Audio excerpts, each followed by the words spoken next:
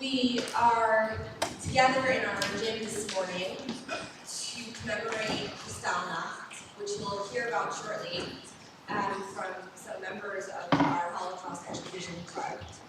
But I wanted to take a minute to explain how our program is going to go today. So, Georgia and Sasha will give an introduction, and then you'll be able to hear Sammy's story. Sammy is going to want to hear as many questions from you as we have. Okay, so students and teachers. When something comes up and you want to ask him about it, don't forget it. He's going to want to hear all of your questions and try to give you as many answers as he can. We have a former student in the back of the room, Mia Kamensky. And Mia, like many of our students here at Schechter, has chosen to engage in Holocaust education and remembrance work.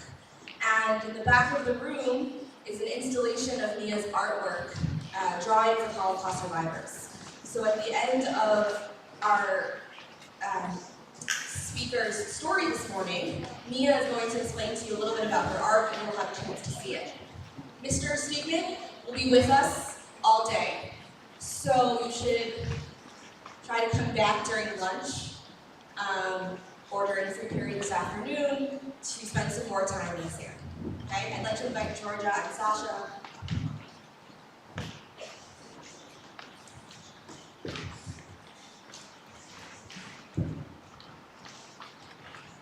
Today is Kristallnacht, the anniversary of the night of open class.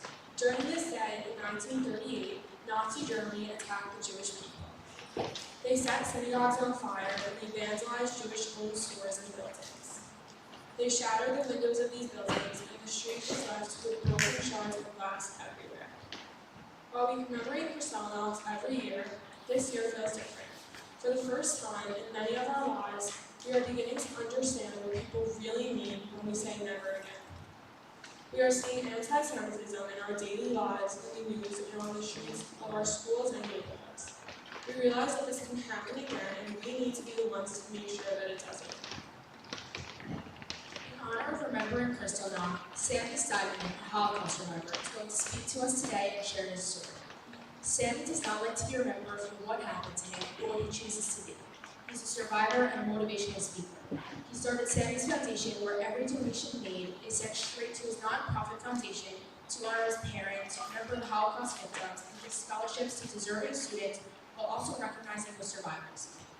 In the last weeks, Sammy's mission has renewed focus, as he and other survivors are speaking up about the current attacks on Israel, Jewish communities worldwide, and hostages being held by Hamas. Sammy asked that before we start with the story, we think about one of our own, Omer Nucha, class of 2019, who is currently being held by Hamas.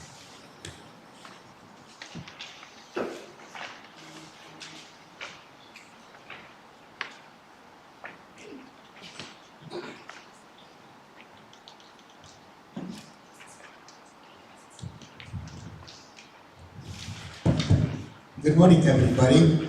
I am very honored to be here. First of all, I wanted you to give a very big hand to the moderators. I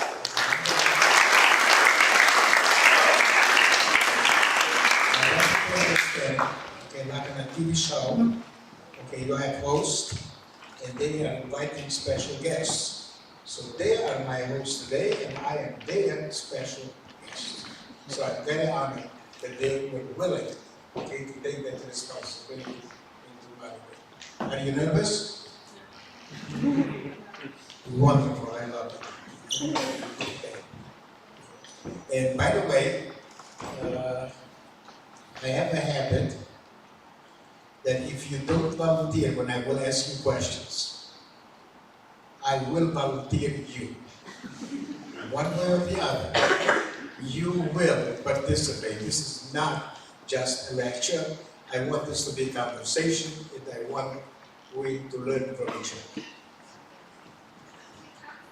So Sammy, when were you born? Well, in December 21 of this year, I will be 84 years old.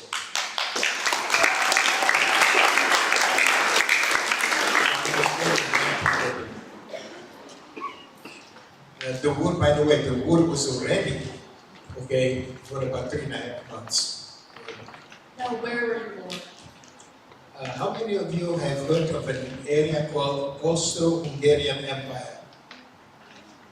Wow, wonderful.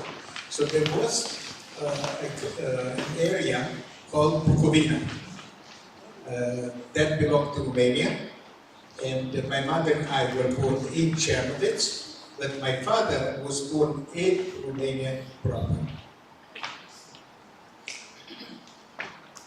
What was your life like before the war? Since I was born during the war, obviously I have no memories, okay, with how life was before that.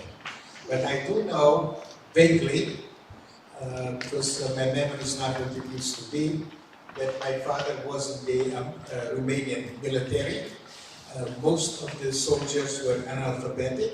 My father being, okay, literate, he was, as far as I know, he was in the cavalry, but he was more in the administrative, okay, area than an actual combat soldier. So during the war, were you in any concentration camps? Were you in any concentration camps? Well, that's a very good question. Because I want to tell you something. From my perspective, I call a Holocaust survivor somebody that was in one of the 3 types of camps.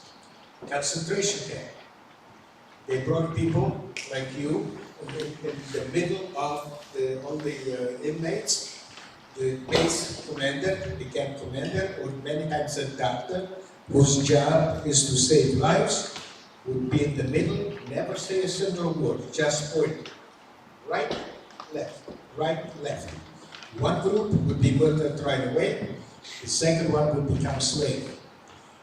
My parents and I were deported by the Romanians, I'll explain to you later why. And we were in a labor camp. In the labor camp, they did not kill you right away. Okay, in a labor camp, you died through attrition. And that means that you were worked to death. You were beaten to death. If the commander or some of the guards, high-ranking Nazi officers, gave an instruction, and if you did not follow it properly, they would use you as an example in front of everybody. They would beat you to death. And that is to, okay, make sure that you comply, okay, compliance. And the other thing is, a lot of people died of starvation. They were subjected, like in my particular case, okay, to medical experiments. They were also of disease. They had clinics, they had hospitals, but not for the inmates. In many times, the Nazi officers would use the people as a shooting target. They would make it to run, okay, and then they would use the session. But remember one thing, the good type of camp were the death camps. In 2013, I was completely shocked.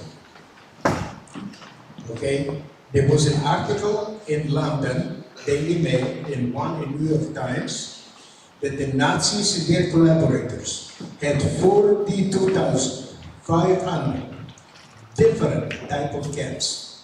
We will never know the full extent of what really happened during those days. The books are open today, but we do not have enough people to do the research. But in the meantime, they have discovered additional camps, and right now the number has risen to over 44,000. Of all these over 44,000 different type of camps, only 6 were dead camps. In the dead camps, the function was to work around the clock, 24 hours a day, 7 days a week. So please repeat after me. And do me a favor, I want to hear you. Okay. Auschwitz-Birkenau. Auschwitz-Birkenau. Treblinka. Belzec. Sobibor. Chemno. And Majdanek. Only in Auschwitz-Birkenau. They murdered 1.3 million people, 1.1 were Jews, 200,000 were not Jewish people. By the way, the Holocaust is not a Jewish issue. It's a universal issue, a humanitarian issue. Because the Nazis and their collaborators murdered 11 million people. Yes, 6 million were Jews, but 5 million were not Jewish people. So, let me come to you and ask you a question. What does it mean to you, 6 million? 6 million were in cold blood who were innocent people that did nothing and were not enemies to Nazis. Very good answer, but my question was very specific. What does 6 million mean to you? 6 million people. Okay?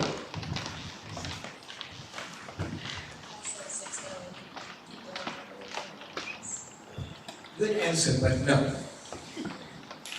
Okay? I cannot relate to it. To me, it's a number. I can't visualize 6 million. But let's bring it to a common denominator. If you would be on your feet in silence for 1 minute for every victim of the Holocaust, you would be on your feet and silent for 11 and a half years. It gives you a totally different perspective what 6 million Jews that were murdered means. Now,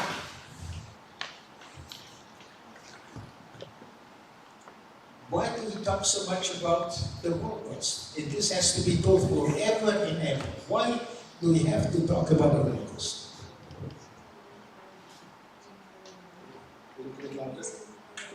Say again? Okay. Yes, very good. Why?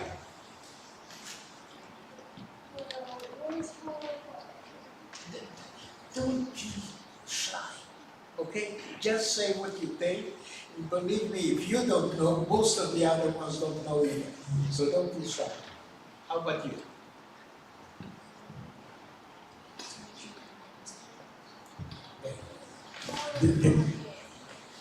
Yes. The main reason why we have to talk forever about the Holocaust is because this is the biggest crime and most recorded crime in human history. It was sponsored by the state. It was not a simple riot. And it is the best example of what hate can do to a person, what hate can do to a group of people, what hate can do with the nation, what hate can do to the world. And we have to learn from history to see the signs of today, to learn how to combat it, and hopefully it will be your job to prevent future tragedies. At the same time, do you think there is a difference between genocide and Holocaust? People use both words. Is there a difference? Okay? What's the difference?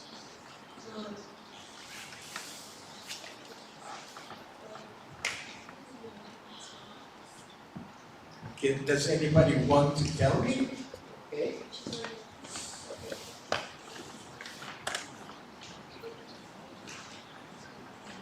Well, the definition of them is very, very similar. When someone says the Holocaust, it feels like what Christian means because that specific word has been used before, when killing millions of people, and it was different than genocide, even though they mean the same thing. And you could say the Holocaust is genocide, and genocide is a Holocaust. So, Okay. All right. Let me explain a little bit more specific. Genocide is made out of two words. Geno, which means group. Side means murder. The word side in English is used, okay, like infanticide, murder of an infant. You see the word side. Okay, homicide, murder of a person. Suicide. So that, okay, genocide is the murder of a group of people. Holocaust, on the other hand, is the annihilation from the face of the earth of only one group of people, the Jewish people. So always be sure that you understand, because I will talk more about it, the importance of using the proper words. Okay. Yes. What was your childhood like during the Holocaust? Well, since my parents and I were deported when I was a year and a half, how much do you think I remember? Very good. So I have no memories of that period of time, which for me is a blessing in disguise, which means that I don't have to relive those horror stories like the older generation. How about my parents? Do you talk? They talk to me about it. You. Did my parents talk about their experiences to me? Probably. Probably. Well, I'm going to put it differently. Yes or no? Yeah. No. What happened is they wanted, the Holocaust survivors wanted the children to have a normal childhood. So they did not want to burden us with those old stories. I knew that I'm a Holocaust survivor because from my father's side, from 42 people, only 2 survived. Okay, obviously my father and my uncle. But my uncle was not a survivor. He was never in a camp. He was a refugee. In how many countries do you think that in those days, during Nazi time, officially accepted Jewish refugees? Give me a number. Yes. No. 20? Okay. 0? Very close. Only 3. Dominican Republic, China, in Philippines. My uncle was a survivor, a refugee, not a survivor, he was a refugee in Shanghai, in China. I forgot to tell you, there was another group of people that were finally recognized 46 years after the war as Holocaust survivors in 1991. And they were called the hidden children. Those were people, okay, that were hidden by strangers. They lived in the forest. They lived in the sewer. Do you think that those are good conditions to live in the sewer? No. Okay, and they did whatever they could, okay, to escape the dire consequences. So I know you don't have many memories from your childhood, but what is one positive memory One positive? or that you were told? One positive thing? Yes. Well, every Holocaust survivor reacted differently to the trauma that they went through. My mother had fits of depression. My father became an unforgiving person. He was your best friend, but you crossed them only once. You were never talk to for the rest of his life. My father also, like other survivors, lived with a guilt feeling. How come he was not able to save one of his family members? Obviously, he could not do anything about it. But a lot of the Holocaust survivors had and lived with that guilt feeling. My father was one of them. The one thing that I liked about my father, I was very, very open with him. So whatever I did, if I made a mistake or whatever, I told him. And my father always used to tell me a story with a moral that was referring to that particular subject that I told them about. And you know, it was so true what he said. I don't know how he picked up so many stories that related to the things that I did. Okay, but the funny part was, I said, Papa, why don't you hit me at least once? You tell me the story and I cannot do anything about it. I cannot cry, cannot respond to you. Okay, so he was very good, and eventually, when I started to speak, I found out that I am starting to do what my father used to do. By the way, I have a question for you. Was there a time, I don't know if your parents are here, but even they're here, I want you to be open, honest. Was there a time that you did not like one of your parents? Yes. Absolutely. Okay? Because they put restriction on us. Okay? They don't want you to make the same mistakes that they made. But obviously, you're not going to listen like I did not listen, right? Okay, but remember one thing. There will never be in your entire life anybody else that will love you as much as your own parents. They are willing to give up their lives for you. And you may not like it, but do me a favor. Love them. When you got to the concentration camps, were you subject to any medical experiments? Where did you say that was? Concentration camp. Labor camp. Okay. My parents and I were in a labor camp. So if you will ask any survivor, how come you're alive today? Everybody will use only one word. What is that word?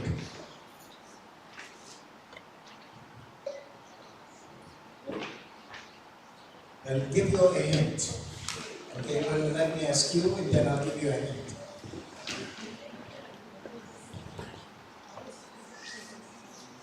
Good answer, no. Say it again. Yes. It was luck.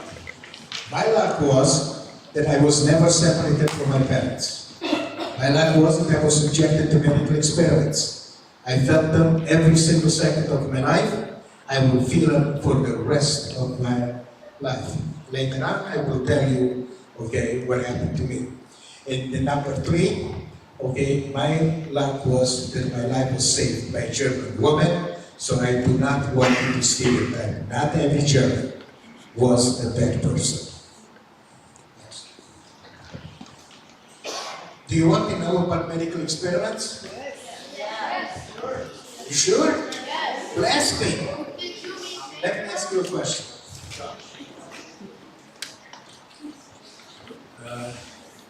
What does it mean to you, medical experiments? Like tests on you. Yes.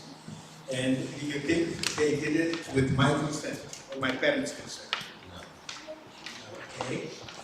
Did I have a choice? No. So what happened to me? Okay. Do you think that my parents knew what was done to me? No. Good. Why didn't my parents know what was done to me? Exactly, because the doctors did not come to my parents and tell them, this is what you did to your son. So guess what? They did not know. I don't know. And even the doctors did not believe me that I am in pain, because there are certain things, like for instance, back pain, there are no tests. So you have to show it in your face.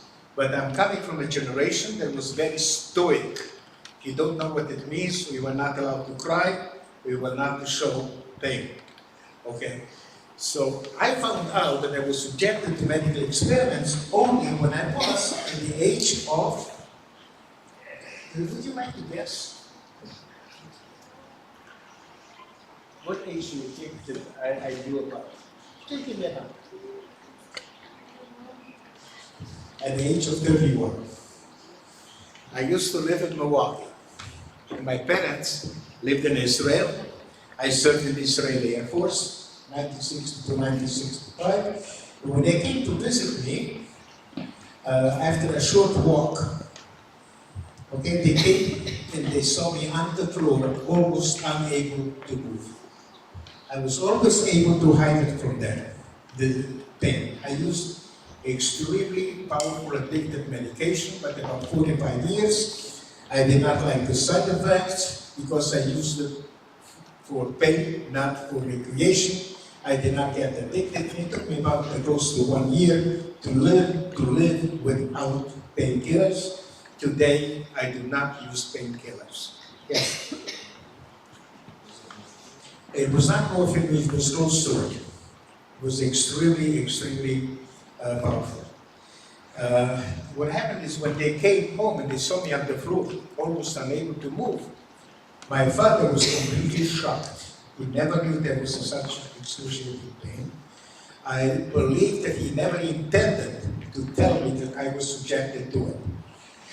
But in shock, he told me I was subjected to medical experiments. He did not help me with the pain, but he gave me the courage to ask for compensation.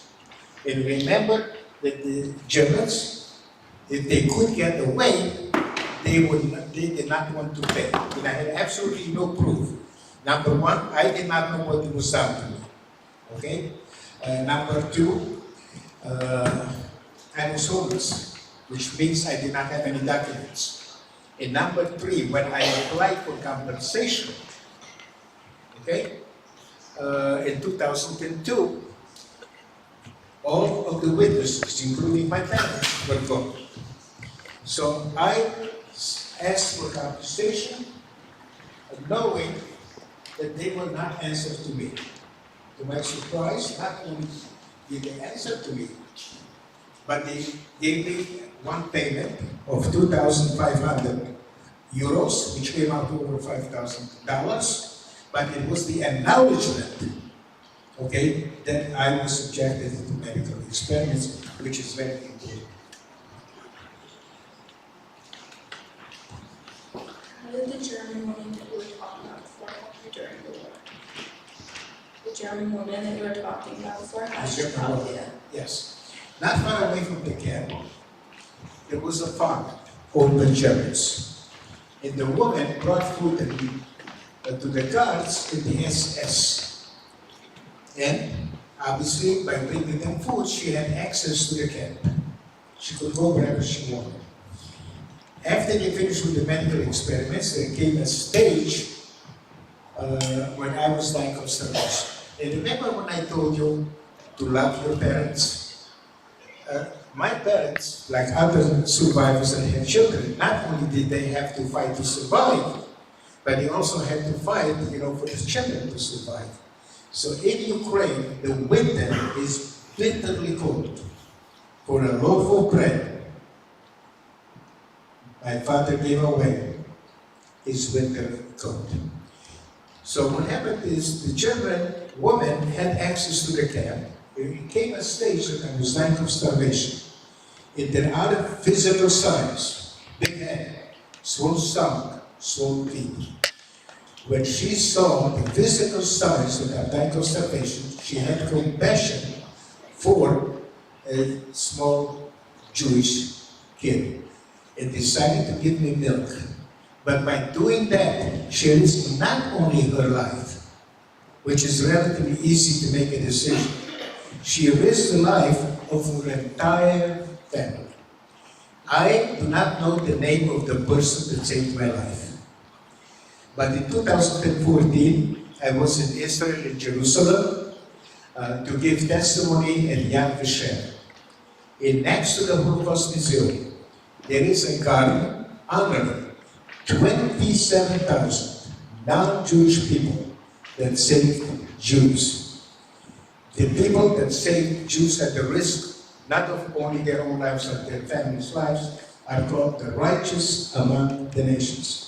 And I saw a marker honoring the unknown righteous among the nations. And that made me very happy because the woman that saved my life was honored. Indirectly, not by me, because I don't know her name, but indirectly she was. Were you in one labor camp the whole time? Were you in one labor camp the whole time? Yes. The name of the camp was in Ukraine, and it was called Bogdan Tudos, in an area that was occupied by the Romanians, in an area called Transnistria. How did you escape the labor camp? Well, the whole family did not escape. Ukraine at that time was part of the former Soviet Union, so the camp was liberated by the Red Army by the Soviets. How old were you when you escaped? Like I said, we did not escape. We were liberated. I was less than 4 years old. But because we were deported by the Romanians, in 1946, the Romanian government allowed a small group of Jews from the former Soviet Union to repatriate, to come back to Romania. So my father, being an anti-communist, decided to choose the lesser of two evils and decided to go back to Romania for whatever reason.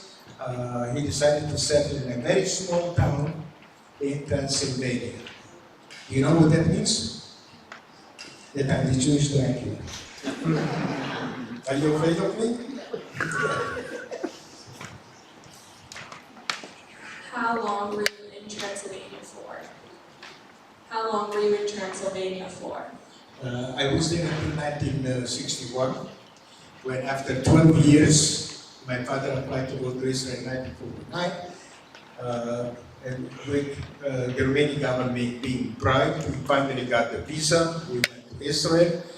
I served in the Israeli Air Force, 1962-1965. In the 1968, by myself, without money, without the language, I came to the United States.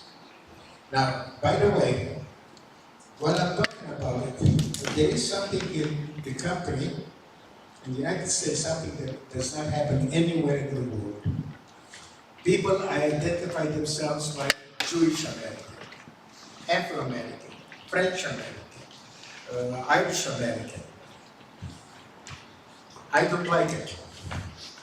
And I'll tell you why. When I lived in Romania, I adapted to the Romanian culture, and I was Romanian. In Israel, I adapted to Israeli culture, and I became Israeli. I live here, I adapted to the American culture, and I am an American. So I want all of us to use the word American, okay, that unites, does not divide. But I want you to be very proud of your heritage.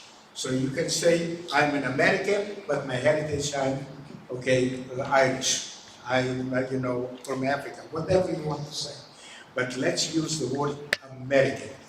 Okay, let's be a united States, not a divided one.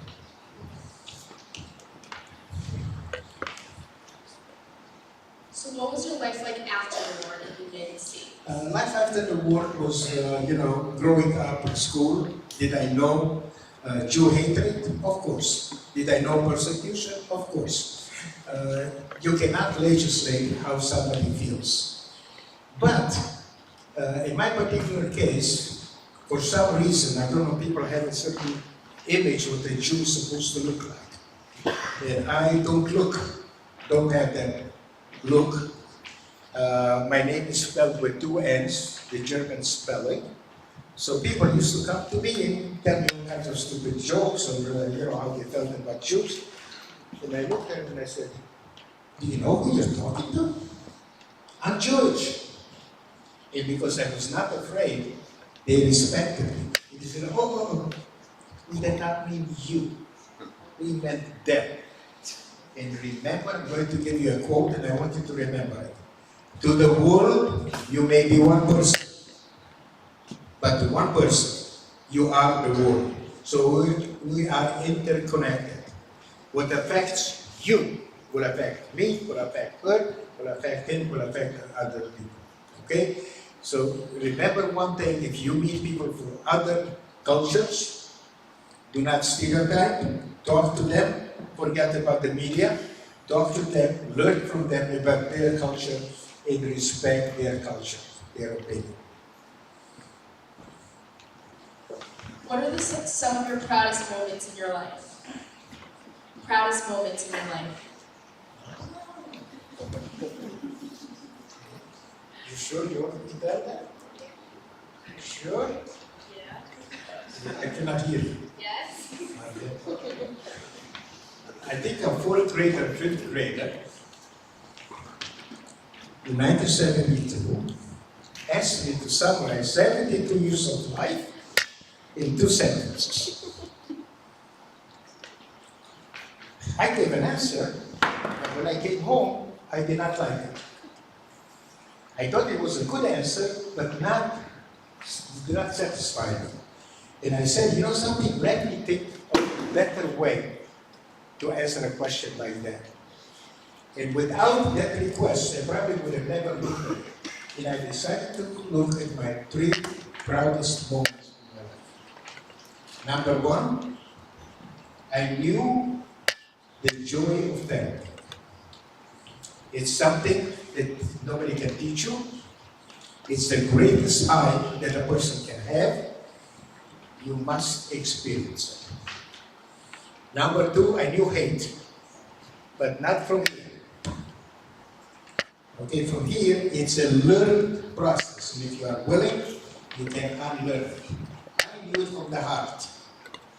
And I want to tell you, Sammy, as a human being, did not exist. I was surprised how low I can say.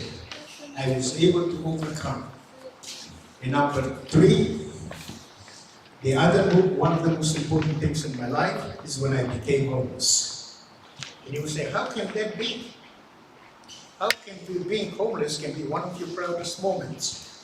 Because I had discovered that I had certain strengths that I was unaware of, and I found my mission in life. And that is to educate the next generation. So when you will face obstacles, do not run away. Okay? Because the obstacles will be there. Confront the obstacles. By overcoming the obstacles, you will become a better person and a kinder person. And let me give you an example to understand what I'm talking about. I'm going to give you 2 examples. I do not want you to feel sorry for me, but I want you to learn from me never to give up, never to lose hope. In 1996, I became homeless. I lived in the most expensive city in the country, Manhattan, on a monthly income of $1,514, and I still smile. How did I overcome that? I overcame it by volunteering. And remember one thing, when you volunteer for an organization that means something to you. And by helping other people, you are actually helping yourself. And number 2, I have a son. I have 2 grandchildren, and I cannot be in touch with them. How did I overcome that? I still have hope that eventually I will be in touch with my grandchildren, but for now I cannot. So I overcame by explaining to you 2 things. All of us have a want and a need. A want, like my want is to go to Australia, does not have to be fulfilled. If I would be invited to go to Australia to ski, wonderful. If not, I can go on the internet to see any city I want. But I have a need. A need must be fulfilled. My need is to teach and to share.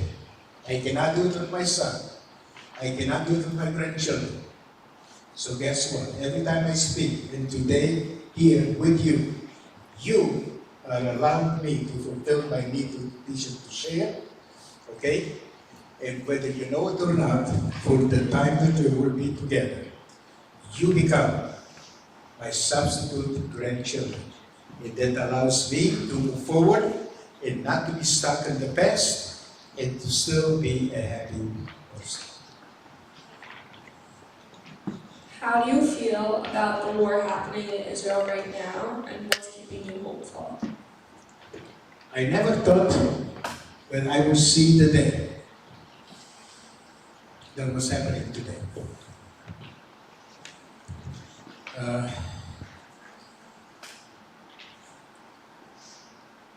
I will give you an example what was happening and how we came to this stage. But if you know that now there are 22 states that require genocide Holocaust curriculum. I spoke for 7 years in a row to 7th graders in New Jersey, in Bayonne. The teacher, the history teacher, Jim, wrote the genocide Holocaust curriculum, fully approved by the state of New Jersey and by the Holocaust Commission. And I asked him, Jim, I've been here speaking to 735 students for 7 years in a row. You're a history teacher. How many students have taken your course? And he said, to my shock, 50. I said, what do you mean 50? This is a required, mandated genocide Holocaust curriculum. He said it's an elective course. So remember, we have to be very precise with the words that we use. So when you use, required, it sounds wonderful, but it means absolutely nothing. It's an elective course. Okay. Why do you think it's important to share your story? Why do you think it's important to share your story? Why it's important? It's like I said in the beginning, we must talk and keep talking forever and ever. It is the best thing ever. What hate can do to a person, what hate can do to a group of people, to a nation, and to the world. You must learn from history, because if you don't learn from history, history will repeat itself. And this is what's happening today. Now, with your permission, when I talk about how the Holocaust happened. By the way, I want you to understand the Holocaust genocide did not happen suddenly. It started with the end of World War I. When Germany lost the war, there was the Treaty of Versailles with 3 very severe punishments against Germany. They had to return all the occupied land. They had to demilitarize. They would not have an army. I have seen pictures that the Germans in a military parade, instead of having guns and shovels, and they had to pay reparation to all the countries they fought against. By the way, there are only 2 countries in the whole world that took responsibility for their role in the Holocaust. Germany, and they teach it in every school, in every class, in details, and to my shock, Romania. Okay. What happened is, when it started they had to pay reparations to all of the countries. That caused inflation. This country is today $33 trillion in debt. You will have to pay for it. Nobody knows what the $1 trillion is. But in Germany, when they had to pay reparation, remember in 1917, $1 American was worth 4 German money. In 1923, at the height of the inflation, $1 American was worth 1 trillion. You could have a wheelbarrow full of paper money, and you could not buy even a newspaper. Nobody wanted it. They used it to hold themselves up and to break them. So I do not want you to make comparisons with the best. I want you to learn from the best. Now, also we have a tendency, when hate groups are starting and coming into existence, we dismiss them. Do you know? Yes. When Hitler started the Nazi Party, how many people, how many members did he have? Give me a number. He had 6. Only 6. And he said, oh, he's a nobody. They dismissed him. And through words, bullying, propaganda in 1932, okay, during the elections in Germany, he got 38% of the votes. Also, they portrayed the Jews, they were very good in propaganda, actually, I would say the geniuses. They portrayed the Jews as rats. Why rats? And I do not want you to call any person or a group of people by the name of an animal. Like some people call the cops, so they call them pigs. Don't do that. They portray the Jews as rats because just like Jews, they're very small in numbers, and they live all over the world.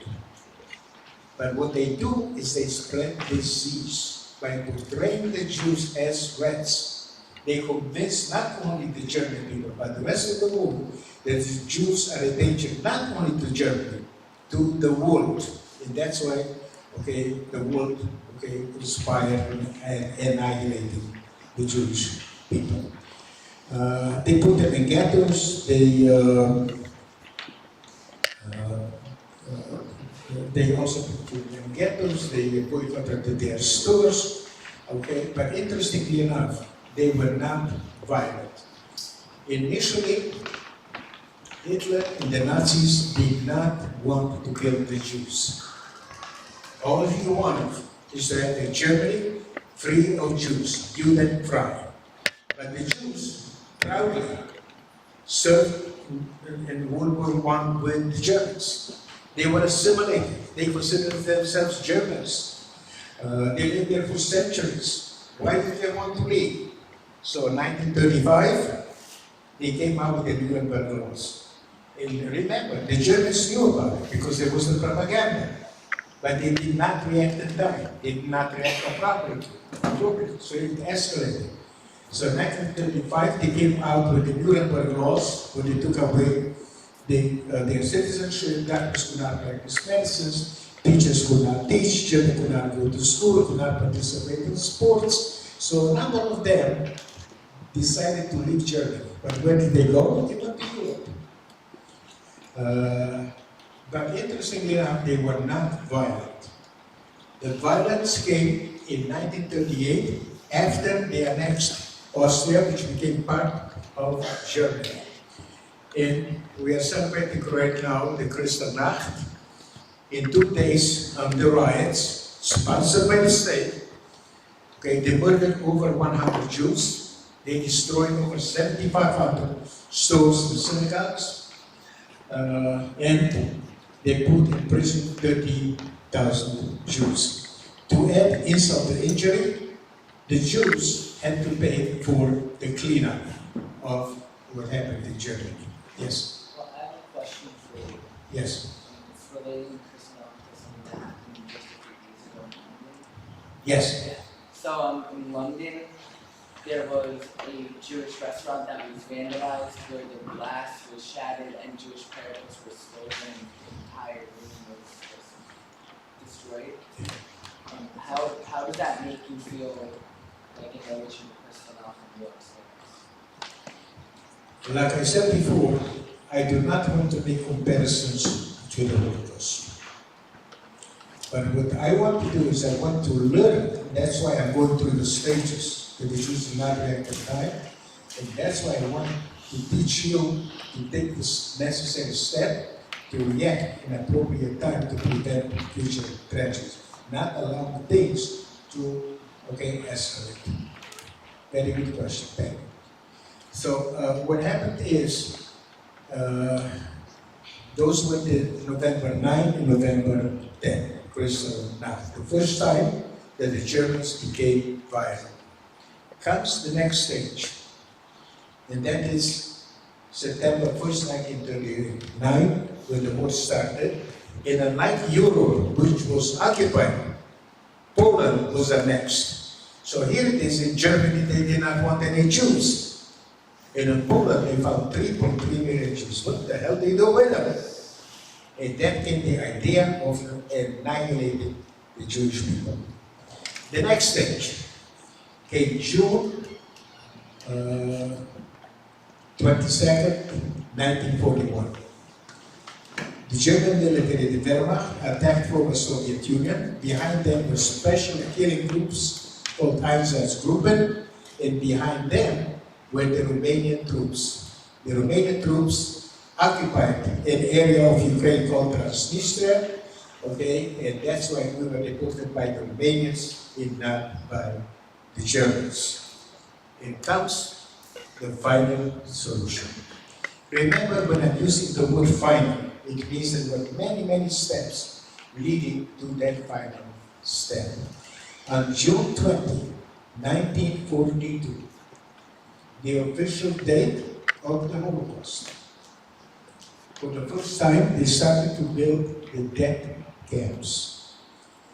And in a city which today is part of Berlin, Wannsee, 50 high-ranking Nazi criminals got together to decide the final solution to the Jewish question. And they started with Europe. They came up with a list of all of the European countries, 11 million Jews, and once they were going to accomplish murdering all of the European Jews, they wanted to open up a museum in Prague, Czechoslovakia, and they were going to call it, pay attention to it, the Museum of the Extinct Jewish Race. That is, remember, January 20, 1942, the official date of the Holocaust. Yes? I have a question in relation to music. I have a question on why can't you contact yourself?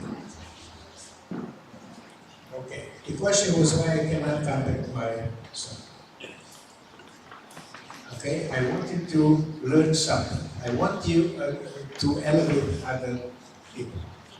I do not want you to belittle anybody. When you belittle somebody, it's not a reflection of that person, it's a reflection of who you are.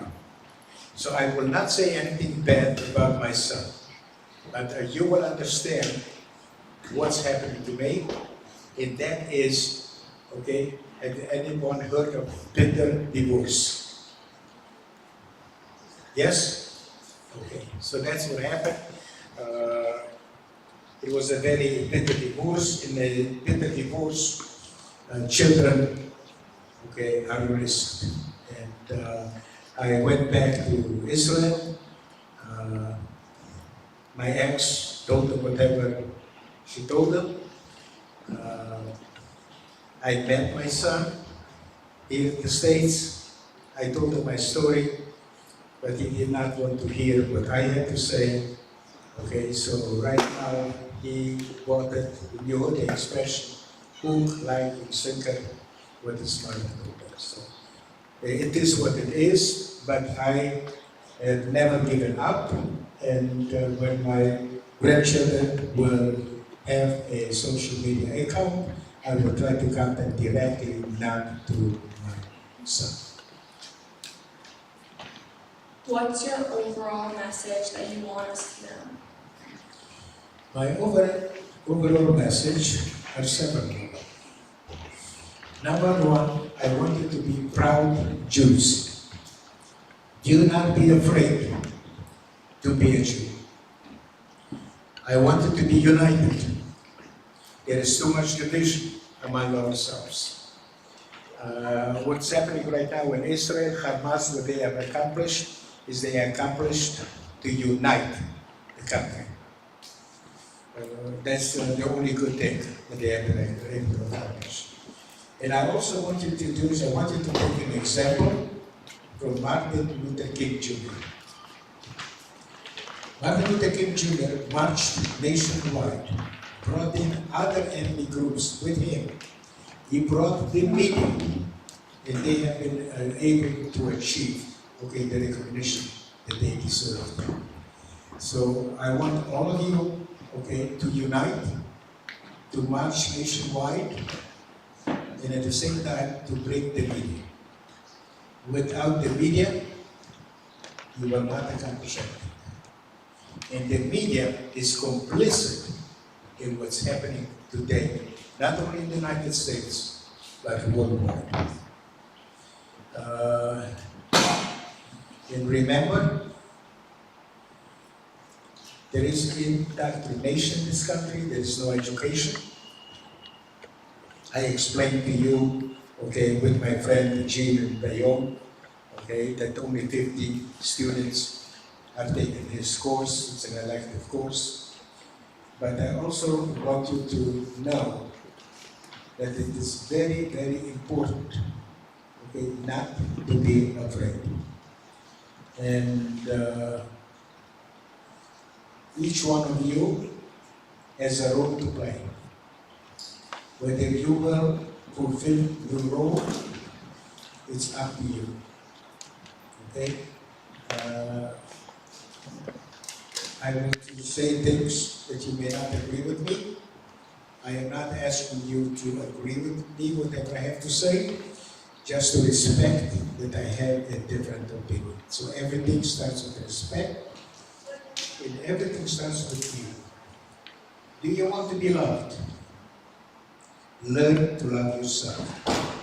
Do you want to be respected? Respect yourself.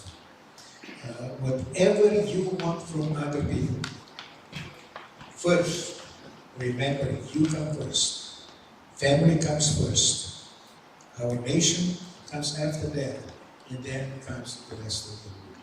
So everything starts with you. In be a proud Jew and a confident Jew. And fight for our people. The biggest problem that the Jews have, and I'm talking even Israel, is we are reactive. We are reacting to events.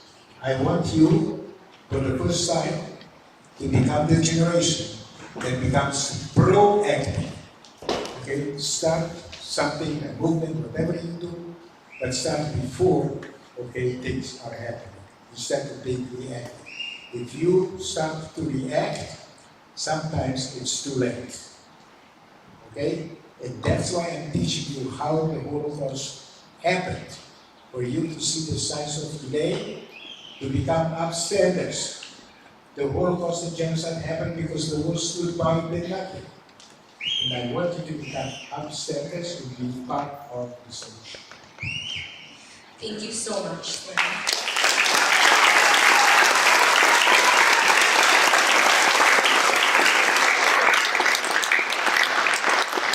I want you to know, I look at all of you. You are my hope. You are my future. And as a military man, I know that you will become future leaders of our country, and I want to salute the future leaders of our country.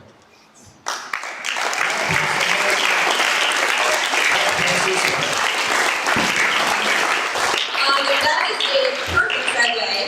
Before we move on, I'd like everyone to stand so we can say the Pledge of Allegiance and Antifa, okay? So the American flag is this way, we'll face that way first. I pledge allegiance to the flag of the United States of America and to the republic for which it stands, one nation, under God, indivisible, with liberty and justice for all.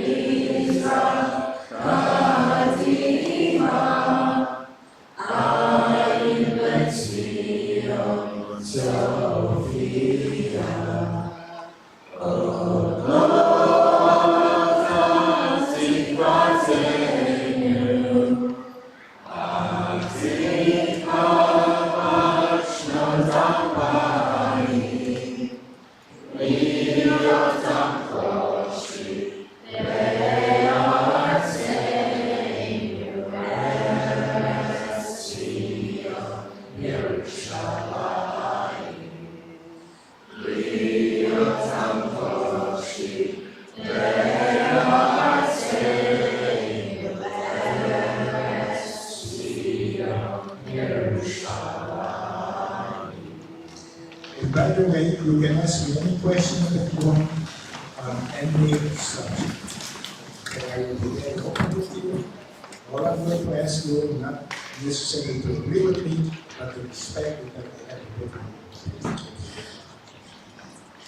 Okay, so Sandy's gonna be available during lunch.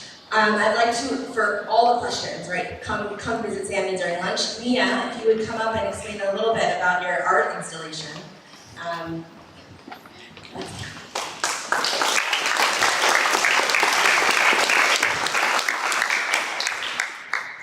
Hey everyone, thank you so much for having me. I'm so happy to be here today. For those of you who don't know, I was a student here at Schechter from kindergarten through 8th grade.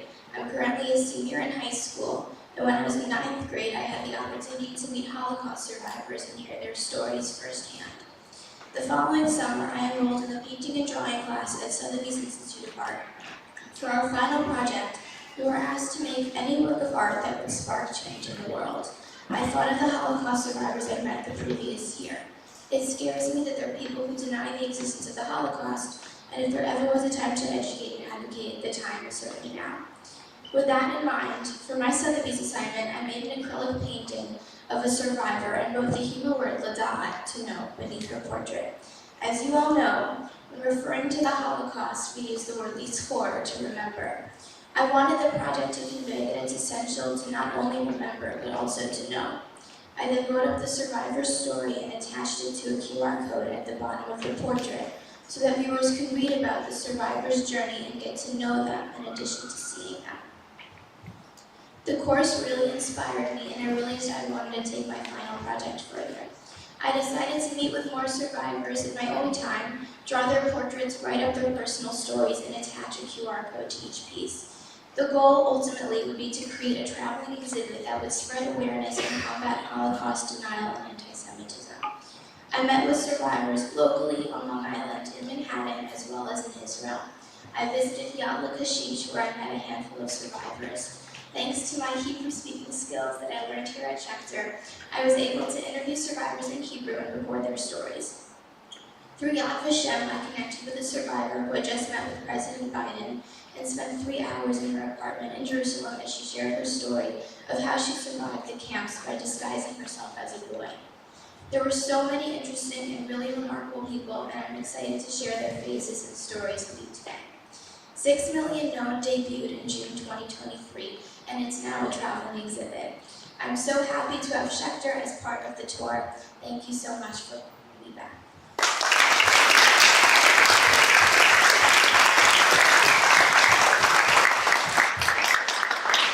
Okay, thank you. So, I'm going to dismiss you grade by grade, and I want you to walk past the exhibit on your way out, and then come back during lunch. You can, even on your way out, you can scan the QR codes.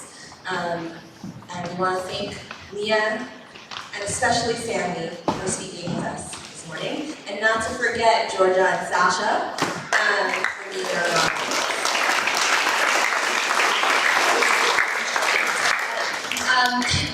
7th grade, why don't you go first? By the way, before you go, Oh no, wait. how many students are in 12th grade? 12th graders, raise your hands.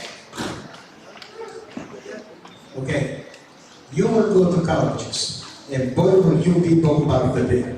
Okay, so I'm going to recommend 2 groups that maybe you should join. One of them is Stand With Us. You can do the internship. They will teach you how to combat what's happening in campuses. The other one is SSI, Students Supporting Israel. It's a national movement. Okay, they are very pro-Israel. They don't go into politics. However, they will adjust to the needs of that particular university. So I just wanted to recommend those 2 groups for you to join when you will be in the university. Okay, and they will help you be proud Jews and stand up, okay, to the anti-Jew hatred. By the way, I hope you will change, okay, the same, instead of using the word, okay, anti-Semitism, please start using the word Jew hatred, anti-Jew. Because the Arabs are using the Semitic language, the Ethiopians and the Jews. So an enemy can say the most violent things against Jewish people and legitimately claim I am not an anti-Semite. So please start using, because I'm training myself to use the word Jew hatred or anti-Jew. Thank you. I take it back, 7th grade today, 11th grade, I believe there's a form, so please go.